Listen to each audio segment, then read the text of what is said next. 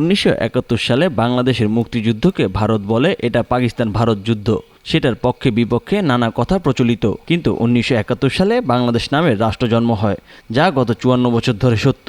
2024 সালের আগে পাকিস্তানের কাছে ভারত সেরকম পরাজিত হয়নি, যুদ্ধ বা অন্য কোনো ইস্যুতে। 5 আগস্টের ঘটনার পর পালিয়ে শেখ হাসিনা ভারতে আশ্রয় নেয়। ওই আন্দোলনকে ভারতীয় বয়ানে পাকিস্তানের আন্দোলন বলা হয়। ভারতীয় মিডিয়া প্রচারণা চালায় বাংলাদেশে ইসলামী মৌলবাদ ও পাকিস্তানি গোয়েন্দা বাহিনী ক্ষমতা দখল করেছে।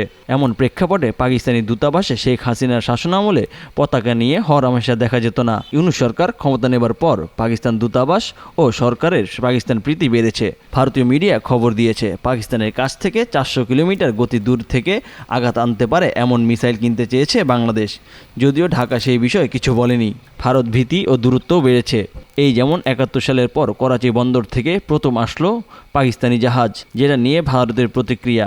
পাকিস্তান থেকে খাদ্য আমদানি করার কথা জানিয়েছে খাদ্য উপদেষ্টা। পাকিস্তানের পররাষ্ট্রমন্ত্রী ইশরাক দার আসছে বাংলাদেশ সফরে। তিনি মন্তব্য করেছেন, পাকিস্তানের হারানো ভাই হলো বাংলাদেশ, অথচ তারা বাংলাদেশে হত্যা, ধর্ষণ, যুদ্ধাপরাধ করে 1971 সালে তছনছ করেছে।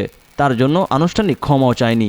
তারপরও পাকিস্তানের সাথে নানা প্রীতিতে জড়িয়ে পড়েছে সরকার। কূটনৈতিক মহলে আলোচনা, এতে করে ভারতের সাথে বাংলাদেশের আরও বৈরী সম্পর্ক সৃষ্টি হবে। অবশেষ বিএনপি নেতা হাফিজ উদ্দিন, তিনি সাবেক সেনা কর্মকর্তা, তিনি গেলেন পাকিস্তানে।